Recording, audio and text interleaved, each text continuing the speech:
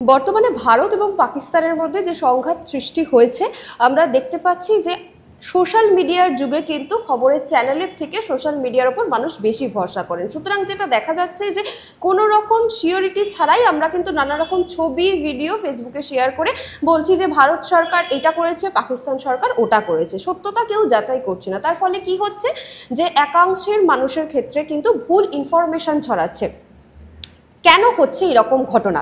এই মুহূর্তে আমাদের সঙ্গে রয়েছেন প্রফেসর আবির চট্টোপাধ্যায়। স্যার নমস্কার, হাউতে স্বাগত আপনাকে। যেটা বলছিলাম যে বর্তমানে যেরকম ঘটনা ঘটছে সোশ্যাল মিডিয়া জুড়ে, বিশেষত দেখা যাচ্ছে ফেসবুক নামক একটি যে অ্যাপ রয়েছে তাতে বহু ভিডিও ছবি, যেটা হয়তো ইসরায়েলের ভিডিও সেটা ভারতের বা পাকিস্তানের বলে চালিয়ে দেওয়া হচ্ছে। প্রেস ট্রাস্ট অফ ইন্ডিয়া আমরা দেখলাম কিছু ক্ষেত্রে ফেক বলে সেগুলো চালিয়েছে, কিন্তু সব ক্ষেত্রে সব জায়গার মানুষের কাছে তো এই ইনফরমেশন পৌঁছানো অত সহজ হচ্ছে না। এতটা সহজলভ্য কি করে হয়ে যাচ্ছে? বেসিক্যালি দ্বিতীয় বিশ্বযুদ্ধের সময় থেকে একটা কথা প্রচলিত ছিল যে যুদ্ধ বা যুদ্ধকালীন পরিস্থিতি বা কোনো সংঘাতের পরিস্থিতিতে প্রথম মৃত্যু হয় কার? বলা হয়েছিল the first casualty is the truth. প্রথম মৃত্যু হয় সত্যের, মানে জীবনহানির, সম্পত্তিহানির আগেও যেটা হয় সত্যের হানি হয়। আর সেটা যদি সেই সময়েই ঘটে থাকে বলে মনে করা হয়, তাহলে আজকে আমরা একটা মিডিয়া আউটবার্স্টের যুগে আছি, যেখানে মিডিয়া আর মাস মিডিয়ার মধ্যে সীমাবদ্ধ নেই। মাস মিডিয়া তার সীমানা অতিক্রম করে সোশ্যাল মিডিয়া, আসলে সোশ্যাল মিডিয়া নয়, আসলে হাইপার রিয়েল মিডিয়া, অতি বাস্তব মিডিয়া মধ্যে, মিডিয়া স্পেস বা পরিসরের মধ্যে আমরা ঢুকে গেছি। এবার ভেবে দেখুন যে মাস মিডিয়া বা গণমাধ্যমে কোনো তথ্য বা খবর পরিবেশনের ক্ষেত্রে যা যা নিয়ম নীতি মানতে হয় বা মানা দরকার হয়, এথিক মানা দরকার হয়, এক্ষেত্রে তা দরকার হচ্ছে না, কারণ সেই সীমানাটাই তো পেরিয়ে গেছে।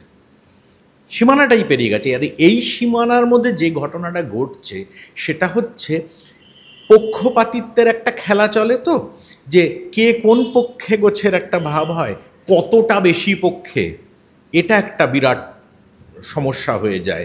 মানে দেশপ্রেম, আমি যদি দেশপ্রেমিক হই, মানে এমন দাঁড়িয়ে গেল যে আমি আপনার চেয়েও বেশি দেশপ্রেমিক হয়ে গেলাম, তখন আমি কি করবো? এই বেশিটাকে আমি দেখাবো কি করে? বেশিটাকে কিন্তু আমাকে কোনো না কোনোভাবে বেশিটা প্রমাণ করতে হবে। এই প্রমাণ করার ক্ষেত্রে ভয়াবহ যে জায়গাটা আসছে সেটা হচ্ছে এই ফেক নিউজ। শুধু তাই না, ফেক নিউজের চেয়ে বড় কথা হচ্ছে ভুল তথ্য, ফেক ইনফরমেশন, যে কোনোভাবে হোক। এটা হচ্ছে সবটাই যে নিউজ ফরম্যাটে আসছে না নয়। একটা ভিডিও কেউ একটা তৈরি করে দিয়ে ছেড়ে দিল, তার নিজস্ব টেকনোলজি তার হাতে রয়েছে, মোবাইলে রয়েছে, ঘরে রয়েছে, সে দুমদাম করে একটা কিছু করে সে নিজেকে আসলে জাহির করলো। এবার ভাবুন যে কখনো সে প্রকাশ্যে নিজেকে জাহির করছে, কখনো সে গোপনে নিজেকে জাহির করছে। একটা জিনিস ভেবে দেখছে না যে সরকার, যে এই যে পরিস্থিতিটা হচ্ছে, সরকার কিন্তু চূড়ান্ত সংযত আচরণ করছে। একবারের জন্যও কিন্তু কোনো অবস্থায় কোনো রকম কোনো অতিরিক্ত খবর প্রকাশ করা হয়নি। তার মানে এইগুলো অন্য জায়গা থেকে আসছে, অন্য কোনোভাবে তৈরি হচ্ছে।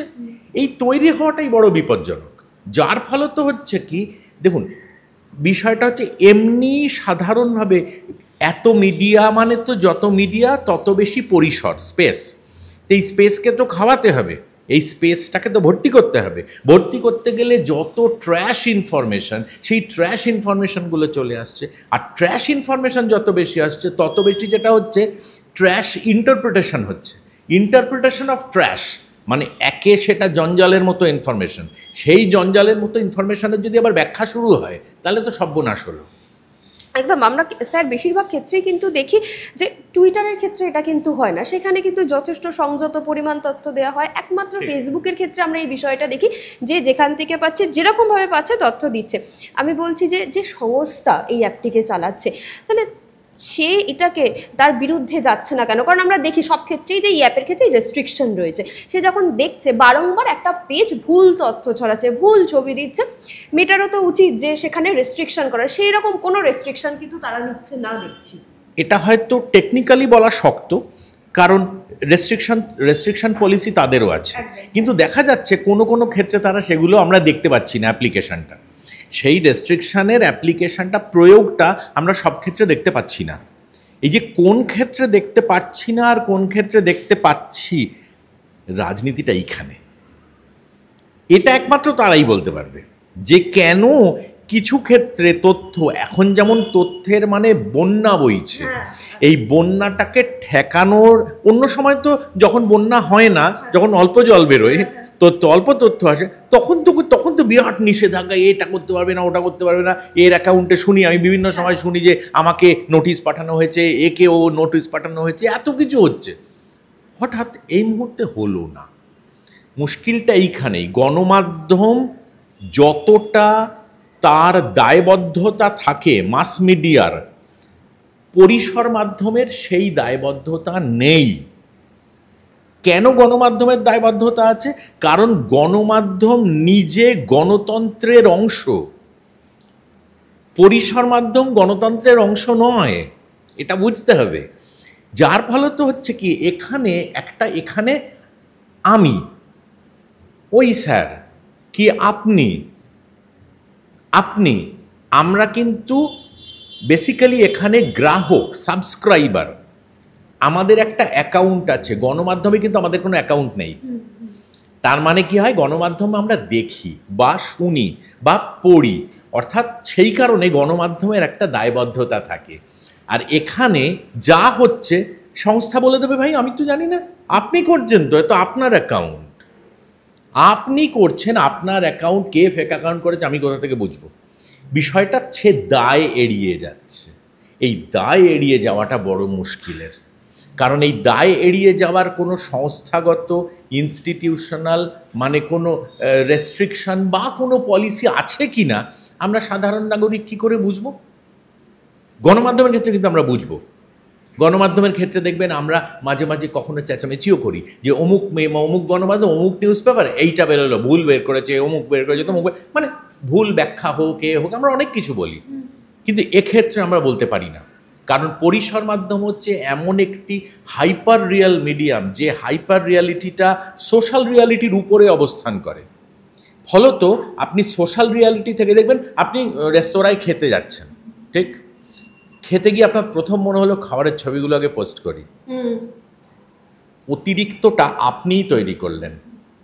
রিয়ালিটির উপরে যে হাইপার রিয়ালিটি, সেই হাইপার রিয়ালিটির উপরে আপনি খাবারটা খেয়েও প্রশংসিত হলেন বা প্রশংসা করলেন নিজেদের মধ্যে, সেই লোকগুলোই আপনার ওই পোস্টে গিয়ে আবার বলল কি ভালো খাবার। বাচ্চার জন্মদিন, বাচ্চা যদি ইয়েতে পোস্ট করে, মা এখানেও বলছে, সেখানেও বলছে। এই পরিস্থিতিটাকে যত সাধারণ মনে করা হয় অন্য ক্ষেত্রে, ততটা কিন্তু না। আপনি যখন বেশি মজাটাও নেন, তাহলে বেশি বাস্তবটাও নিতে হবে, ওই জন্যই ফেকটাও নিতে হবে। একদম। আমরা সেক্ষেত্রে দেখলাম স্যার, যে খবর কাগজে যখন দেখি যে ভুল তথ্য প্রকাশ করা হয়েছে, পরের দিন নিচে লেখা যায় যে ক্ষমা চাওয়া হয়েছে, অনিচ্ছাকৃতভাবে করা হয়েছে। আমরা বেশ কিছুদিন ধরে দেখছি একদম প্রথম শ্রেণীর টেলিভিশন চ্যানেল, সেখানে ভুল তথ্য প্রকাশ করা হয়েছে, এবং পরবর্তীকালে দেখলাম আরও এক সাংবাদিক বলেছে যে ভুল তথ্য প্রকাশ করা হয়েছে ওই চ্যানেলে। ক্ষমা চাওয়ার কোনো বিষয় নেই সেখানে টেলিভিশন মিডিয়াগুলোর ক্ষেত্রে। এইটা বিষয়টা আপনি কিভাবে দেখছেন? একটা কথা বলবো এ বিষয় নিয়ে বলার জায়গায়, যে বিষয়টা আমি এখন একটাই কথা বলতে পারি, বিষয়টা মোটেই সঠিক না, ভালো নয়। কিন্তু এর বেশি কেন বলছি না, কারণ যেহেতু এখন একটা একটু পরিস্থিতিটা একটু অন্যরকম, এর চেয়ে বেশি হয়তো ডিটেলে বলা যাবে না। নাহলে কোনো সেমিনারে হলে আমি ডেফিনেটলি অ্যানালাইজ করে দেখিয়ে দিতে পারতাম যে সমস্যাটা কোথায়। কিন্তু এটা এর বেশি বলাটা ঠিক হবে না। কিন্তু আমরা তো সবাই বুঝতে পারছি যে এটা সঠিক না, এটা তো ভালো নয়, কারোর পক্ষে ভালো না, গণতন্ত্রের পক্ষে ভালো না। এটা ঠিক না। মাস মিডিয়াকে তার চরিত্রের সীমাবদ্ধতাকে বুঝতে হবে। সত্যজিৎ রায়ের সীমাবদ্ধ চলচ্চিত্রটা যদি কেউ দেখে থাকেন তাহলে দেখবেন সীমাবদ্ধ যখন শুরু হচ্ছে, যখন ওই কর্পোরেট হাউসটা দেখাচ্ছে আর কি, হিন্দুস্তান পিটার্স লিমিটেড, তো সেখানে একটা লেখা আছে এখানে প্রত্যেকের দায়িত্ব সীমাবদ্ধ। ওই ফলকটাতে লেখা ছিল এখানে প্রত্যেকের, ঠিক সেই রকম আমাদের প্রত্যেকের দায়িত্ব কিন্তু সীমাবদ্ধ, অর্থাৎ আমাদের বুঝতে হবে কোথায় আমাদের দায়িত্ব আছে, কোনটা আমাদের দায়, আর কোন সীমানাটা আমি লঙ্ঘন করব না, এটা আমাদের বুঝতে হবে। কিন্তু পরিসর যেই একবার হাতে আসে না, স্পেস বড় মারাত্মক জিনিস, স্পেস মারাত্মক জিনিস। কারণ এই পরিসর যেই একবার হাতে চলে আসে না, তখন মানুষ ওই পরিসরটাকে মানে যথেচ্ছভাবে ব্যবহার করতে চায়। এবং আরও একটা বিষয় আসবে স্যার, আমরা বারংবার আমাদের দেশের সরকারের বিরুদ্ধে আওয়াজ তুলি যে প্রেস ফ্রিডম সূচকে আমাদের দেশ 151 নম্বরে আছে, কেন আগে নেই? সুইডেনের মতো দেশগুলো অনেক এগিয়ে রয়েছে। তাই আমি বলছি, ফেক নিউজ কি এই ক্ষেত্রে কোনো অবদান রাখে, এই এত নিচে নেমে যাওয়ার ক্ষেত্রে, প্রেস ফ্রিডম সূচকের ক্ষেত্রে? যদি রাখে, কিভাবে রাখে একটু যদি আমাদের। হ্যাঁ, রাখবে। আর একটা কথা, আমার প্রথমে একটা এই প্রশ্নটার ক্ষেত্রে আমার একটা কথা বলার আছে, সেটা হচ্ছে আমরা মাঝে মাঝে ইউরোপের তুলনা তুলি, সুইডেন বা সুইজারল্যান্ড বা অন্য কান্ট্রি, হ্যাঁ নরওয়ে। মুশকিল হচ্ছে এই দেশগুলো না খুব কম জনসংখ্যার দেশ, এটা বুঝতে হবে। মানে আমাদের এখানকার 2-4টে ডিস্ট্রিক্ট বোধহয় তার চেয়ে বেশি হয়ে যাবে। সুতরাং ওই দিয়ে বিচার করা যাবে না। আমাদের দেশের বৈচিত্র্য, সে বৈচিত্র্যটা ইতিবাচক হতে পারে, এমনকি নেতিবাচক হতে পারে। অর্থাৎ আমাদের এখানে গরিব এত, নিম্ন মধ্যবিত্ত এত, মধ্যবিত্ত এত, উচ্চবিত্ত এত, বহু উচ্চবিত্ত, মানে অতি উচ্চবিত্ত আরও। এই যে এত জনসংখ্যা, এই যে জনগণের, এই যে ডেমোগ্রাফির, এই যে একটা ভয়ানক ডিস্ট্রিবিউশন, ডাইভারজেন্স, এই বৈচিত্র্যে এই ধরনের ঘটনা ঘটার সম্ভাবনা আছে। ওই জন্য ওই সূচক দিয়ে বিচার হয় না, এই সূচক দিয়ে বিচার হয় না এই কারণে, কারণ যেমন আমি সেদিনই দেখছিলাম নেটে লেখা যে সবচেয়ে ভালো কান্ট্রি, বসবাসের পক্ষে ভালো কান্ট্রি হচ্ছে ওমান। আমি দেখলাম কি ভিত্তিতে বিচার করেছে, কিন্তু সে দেশটা তো এইটুকু, প্রথমত দেশটা এইটুকু, দ্বিতীয় হচ্ছে সালতানাত, অর্থাৎ সেখানে একটা মানে রাজত্ব চলে, সাম্রাজ্য, কিংডম। আমরা কিংডমের সঙ্গে গণতন্ত্রের তুলনা করবো কেন?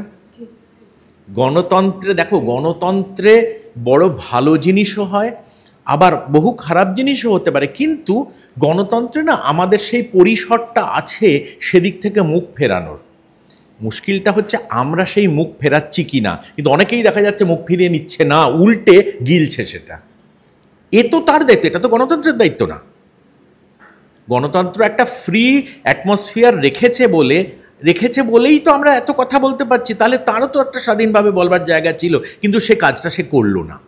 মানে মিডিয়ার কথা বলছি না, আমি বলছি জনগণের দিক থেকে আপনারও দায়িত্ব থেকে যায়, আপনারই দায়িত্ব থেকে যায় যে এই ধরনের ফেক নিউজ, এই ধরনের ভাবনা। এখন তারা বলতে পারেন যে আমি বুঝবো কি করে?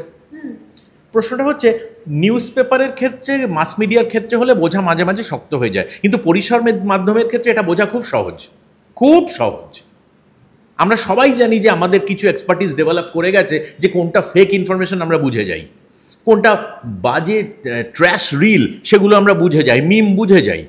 তাহলে আমরা বুঝছি যখন আমরা দেখছি কেন? বুঝছি যখন আমরা বিচার করছি না কেন? আমরা তার এগেনস্টে রিপোর্ট করছি না কেন? একটা তো রিপোর্ট করেও দেওয়া যায়। স্যার, এখানে কিন্তু এইরকম মাধ্যম অনেকেই ব্যবহার করে যারা অনেকটাই কিন্তু পড়াশোনা কম জানে, এরকম তারা বুঝতে পারে না। তারা হয়তো দেখলো যে আচ্ছা এরকম একটা যুদ্ধ হচ্ছে, যিনি শেয়ার করেছেন তার কাছে হচ্ছে সে অনেক বেশি শিক্ষিত, সে জানে বেশি, তাই জন্য সে শেয়ার করে দিচ্ছে।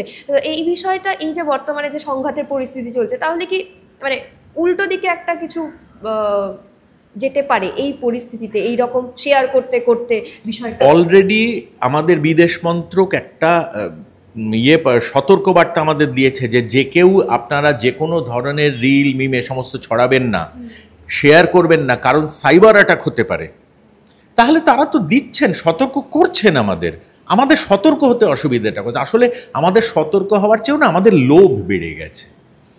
আমরা ভীষণ লোভ করতে শিখেছি তথ্যের, পরে যে কোনো রকম ট্র্যাশ তথ্যের প্রতি লোভ আমাদের বড্ড বেশি বেড়ে যাচ্ছে। কেন এটা হচ্ছে? মানে এই কি ইনফরমেশন সোসাইটি? আসলে আদৌ এটা ইনফরমেশন সোসাইটি না। কিন্তু মুশকিলটা হচ্ছে আমরা যা খুশি তথ্যের মানেই বুঝছি না, তথ্যের গুরুত্ব বুঝছি না, আমরা সেই তথ্যের দায়িত্ব বুঝছি না, যা পারছি শেয়ার করে যাচ্ছি। ওই যে একটা কথা বললেন এক্ষুনি যে কিছু অল্প শিক্ষিত মানুষের হাতে টেকনোলজি আপনি মুশকিলটা হচ্ছে অল্প শিক্ষিত মানুষের হাতে টেকনোলজি আপনার দেওয়া দরকার, কিন্তু কোন টেকনোলজি দিয়েছেন? শেখার টেকনোলজি দেননি, কিন্তু দিয়েছেন হচ্ছে ব্যবহার করবার টেকনোলজি, অর্থাৎ ইউজার।